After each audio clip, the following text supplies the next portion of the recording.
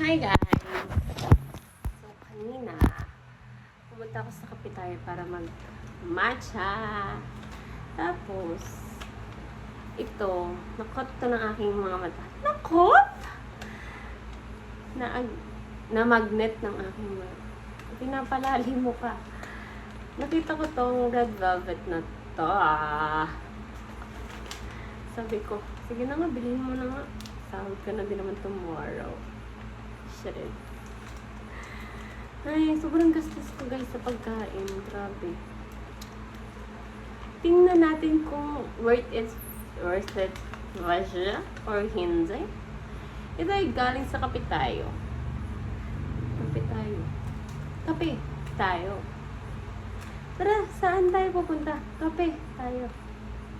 Tikman nga natin.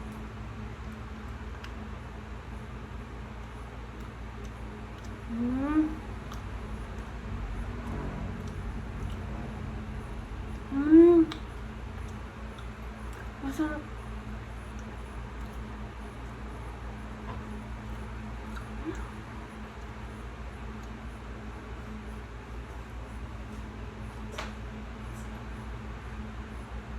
Ulit siya.